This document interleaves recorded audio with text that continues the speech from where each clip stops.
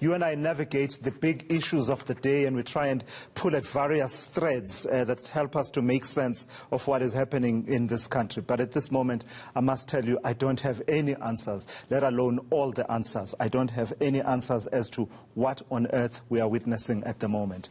Let's see if we can help you make sense of it over the next 2 hours with our reporters on the ground and the various people that we will bring in to have conversations with us about the situation on the country. There you see our team there on standby: Siphamandla, Goge, Dasen, Thathiah, and Aviwe, Mtila. Police are investigating the deaths of 6 people killed in recent violent protests across the country. Looting and violence is spreading in various parts of the country as protesters are calling for the immediate release of former President Jacob Zuma, who is currently being detained at the Escort Correctional Services Center, that's in KZN. Let's talk to our senior reporters now. Let's start with Aviwe, Mtila, because Aviwe, looking at your picture, I can see that there's movement. What is happening at the moment where you are in Vosloorus? Arrest, Batulas, at the Naledi Mall in Vosloorus. Police apprehending some of the looters from the community member this very moment. They are resisting the arrest. One of them, in fact, just jumped out of this police van, running away. They're being told to sit down this very moment, as one of them have just run away. Of course, it is around the riots that we've been seeing continuously. Actually, I want to give you some natural sound. I'll put my mic in there so you can hear what's happening.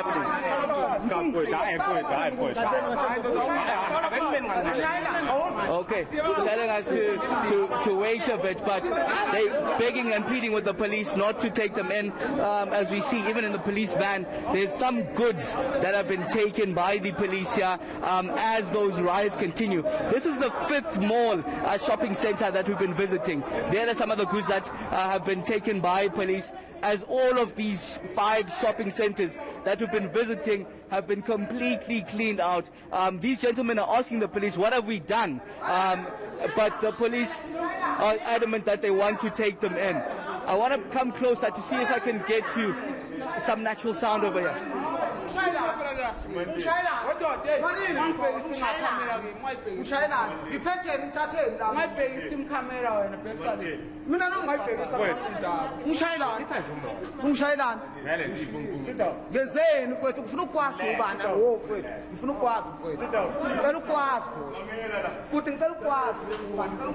Those conversation and arguments going on inside the Naledi Mall as these 4 gentlemen try to get away from the police. You'd understand the riots have been ongoing around here. It's totally moving away from what these protests were initially about. Clear criminal elements at this stage, as you've seen those goods inside the van here and those continuous lootings happening. These 4 arrests are part of the 24 that we've seen in the 5 shopping centers that we've visited within a 500-meter radius where it's a back and forth between the police and the community members. A cat and mouse, essentially, with the police coming in this particular mall. They'll then move on to another one. There's one dead body, we've been told by community members, inside a Boxer store that we've just visited at this moment. Security have closed off that shop at the moment, but we do understand that person passed away in a stampede that happened around midnight till about 3 a.m. as the shops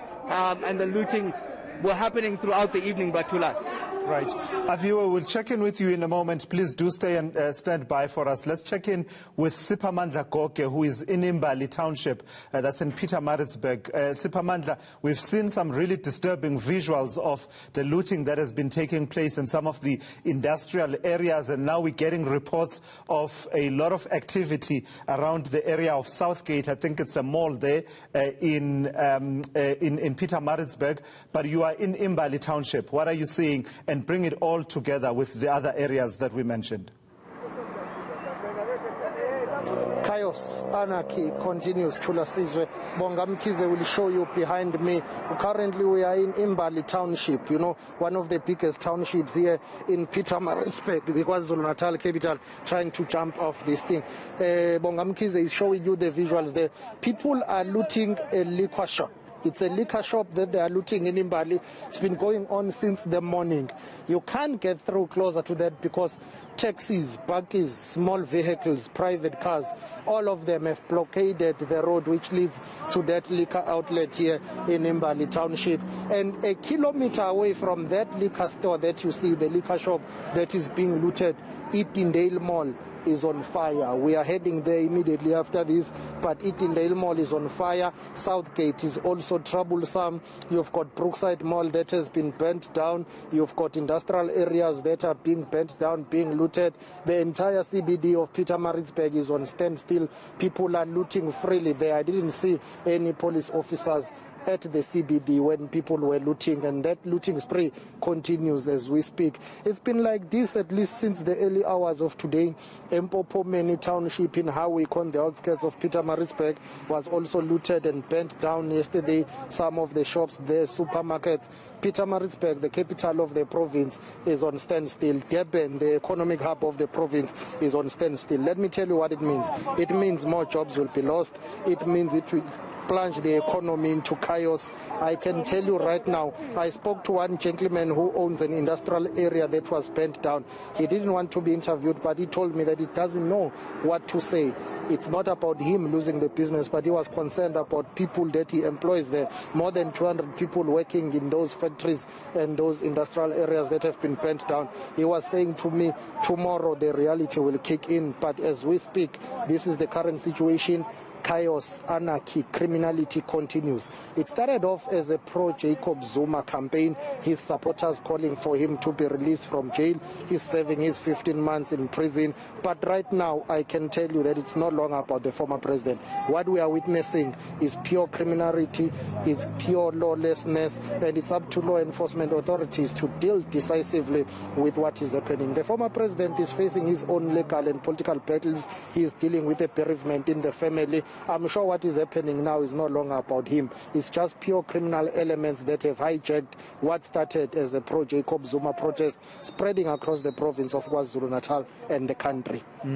It will be interesting to see, Siphamandla, as you mentioned, that it started out as a protest in support of former President Jacob Zuma. It will be interesting to hear from those who've been at the forefront of championing protests across the country in support of former President Jacob Zuma and calling for his release, and hear if they do indeed distance themselves from the looting and vandalism that we have seen. Because the last statement, prominent statement that was made was through one Mzwanele Manyi, who speaks on behalf of the former president and the foundation, calling it the righteous anger of the people. But of course, this was before we got to this stage where we are, where the commercial activities, shopping malls and rampant looting is what it is. This was at the point at which there had been blockades on various roads. He called it Russia's anger of the people. I wonder if what we are seeing now still fits that description by Mzwanele Manyi.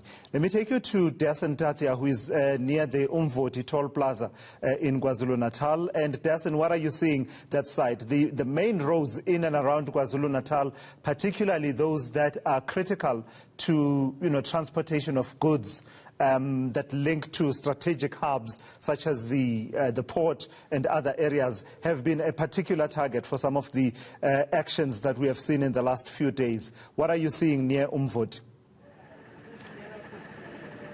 It has been, Tulas, and just to pick up on a conversation that you and Siphamandla were having just now about what is still driving these protests. When we were here a few days ago on this very road on the N2, that was where the message was fairly clear. The supporters of the former president had blockaded the road. They planted a flag with his face on it in a pile of sand on the N2. But ever since then, it's changed a little bit. And, I want to show you what this toll gate looks like now. You hardly ever see this Umvoti toll looking as quiet and as ghostly as it's looking now, because this is a very busy route, as you mentioned. It is the N2. It'll take you all the way to the border. It will take you past Richards Bay and a few other towns along that way. But those communities that seemingly live around here have completely blockaded this. Police have now blocked traffic just for their safety. You'll see that the barbed wire has been ripped out. There's some debris that is still smoking here. The road getting here, the past kilometer or so, is also obstructed. I think you should be seeing some of it in shot now. And it's really just a complete mess. But we're told by these police officers that are here now that they did manage to arrest 2 people that were part of the group that was blockading this area. But you'll understand that they also have a huge area to cover. That armored vehicle is one of those that we've seen over the past few days that have been patrolling this area.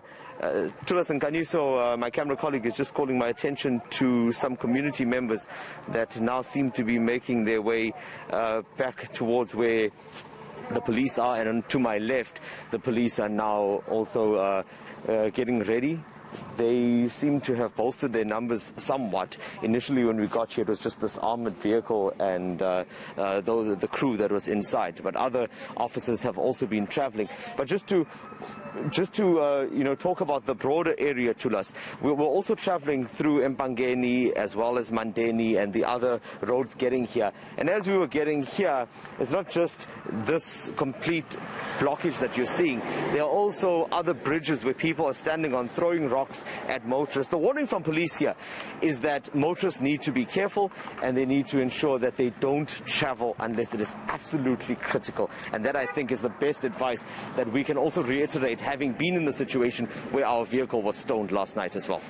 All right, Dasen, stay safe. Let me check in with you, Aviwe, one more time. What are we hearing in terms of the number of people being arrested? Because, I mean, for me, in a situation where you've got hundreds of people at various locations across the country participating in this looting, and then you hear the police, as if to congratulate themselves, talking about 62 arrests by yesterday in activities that are taking place across various parts of Gauteng and KwaZulu-Natal. I don't know. I think that says a lot, hearing about 62 arrests. From where you are, how many people do you understand to have been arrested up to this point? So we ourselves have seen 24 arrests. The gentleman that you just saw now, there were about 6 of them. Only 2 are inside the bakkie there. They've been resisting arrest. They've been trying to get them inside that van for the last 5 or so minutes. So they've been finally gotten in there, 2 of them, with the other 4 running away essentially from the police up until another bakkie came in. The mall itself has been burnt, Bratulas, the rooftop of it. But I just want to bring in the special advisor to the Premier, Umvoti, just to understand from government side. Thank you for joining us at eNCA. Clearly, these are criminal elements of the lootings. What's government doing? What we have attempted to do was to try to cordon off all these malls, because the attacks were actually focusing on the malls. So we tried yesterday night. It was very difficult. A lot of people were carrying guns and shooting. So that was our biggest problem initially. But as time went on, there was a primary focus on ensuring that other areas are not touched, like your Vosloorus junction is not touched, like your Chris Animal is not touched. But here, because of its location, very close to 2 major hostels in Vosloorus, this one was attacked heavily. Also in the morning, right at the top at Somhlola, there were some attacks, but we were able to arrest other people that were trying to loot. Even in the morning, there was quite a number of arrests. What we are seeing here is a scenario where, having stopped them earlier on and them not seeing police, they are attempting to go back again. Okay, but clearly your efforts are failing in terms of trying to cordon off these. We're about 5 shopping centers that we've visited, all of them looted, ransacked, all of the shops empty. You're failing in that regard. What are the plans then going forward from the government side? Surely you need reinforcements and sterner measures. Of course, we do need reinforcements. We must also remember that some of our public order policing people were removed from Gauteng to KZN when the focus was on KZN. And only to find out, as much as we would have blocked all the major routes coming into Gauteng, there are people who are in Gauteng who are staying in these areas, much closer to major malls. If you look at these hostels everywhere, even if you go in Katlehong, that major one that was attacked, it's also much closer to a hostel. So that's why what our attempt is to actually deal with everything that is closer to a hostel or an informal settlement. But we do not have enough police to do so. What's going to happen, seeing that you don't have enough police, your efforts are failing, there's a dead body reported at Boxer, do you even know the number of fatalities, and really what's going to happen? Okay, there would be that fatality at Boxer, but there's also, I think, there's another one which has just been reported, and I'm actually going to be talking to the station commissioner to ensure that we actually have all the details around what has transpired in the area. And our police are not just focusing on Katoras. It's Katoras you have seen in Alexander, you have seen in JP Denver. The entire area is in flames. So we do not have enough police. We are also coordinating with your Metro Police to assist us. We are also trying to ensure that even the people that are standing here are actually removed. Okay, thank you very much. That's the special advisor to the Premier David Makhura, saying that they don't have enough police, and of course that is evident from each and every shopping center that we've been through, 5 of them in the course of the morning, all of them ransacked, one body declared dead at the Boxer store, and you can see the roof just at the Naledi Mall where we currently are at, burned essentially, still some even smoke coming out from the corner there, from the lootings that we understand being told by the community happening from midnight. Yeah.